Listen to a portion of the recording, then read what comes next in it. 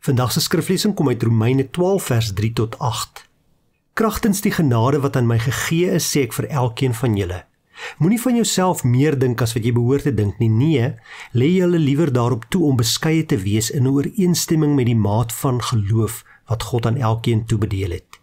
Ons het baie lede in een liggaam, en die lede het nie almal dieselfde funksie nie. Net so is ons baie in Christus een liggaam, en almal afsonderlik lede van mekaar. Ons het genadegawes wat van mekaar verskil volgens die genade wat God aan elkeen van ons gegee het. As dit die gawe van profesie is, laat ons dit gebruik in ooreenstemming met die geloof wat ons bely. As dit is om te dien, laat ons dien. As dit is om onderrig te gee, laat ons onderrig gee. As dit is om mense te bemoedig, laat ons hulle bemoedig. As ons gee, laat dit sonder bybedoelings wees. As ons leiding gee, dan met toewyding. As ons ander help, dan met blymoedigheid. Dit gebeur so maklik dat ons baie van onsself dink, dat ons groot kop kry, dat ons dink ons is beter as ander. Maar die Here sê vir ons duidelik hier in Romeine 12 vers 3 tot 8, moenie groot kop kry nie. Moenie jouself met ander vergelyk en dink jy is beter as hulle nie. Moenie die fout maak om vandag as jy by die werk kom, na ander te kyk en hulle foute raak te sien nie. Om wanneer jy by die kerk kom, ander mense raak te sien en net te sien hoe hulle tekort skiet nie. Nee, wees beskeie, sê God. Wees nederig. En onthou, ons as kerk is God se liggaam hier op aarde. Jy is 'n ledemaat van God se liggaam. En die liggaam bestaan uit baie lede. En elke lid het 'n ander funksie.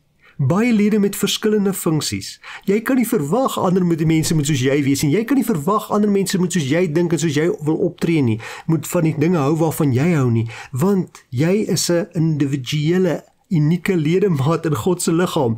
God het jou so gemaak, maar hy het ander mense anders as jy gemaak, juist sodat die liggaam mekaar in liefde kan dien en kan opbou.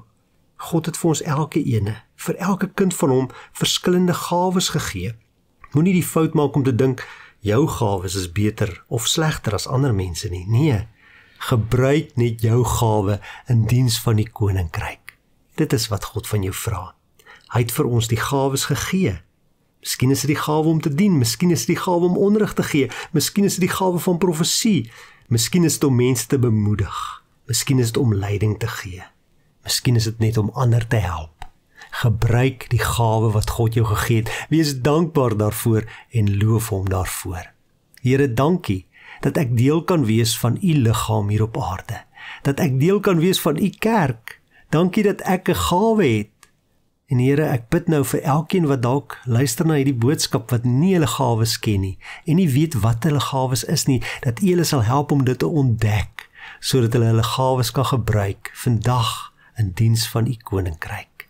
Aan u Here kom toe die lof, die eer en die heerlikheid tot in alle ewigheid. Amen.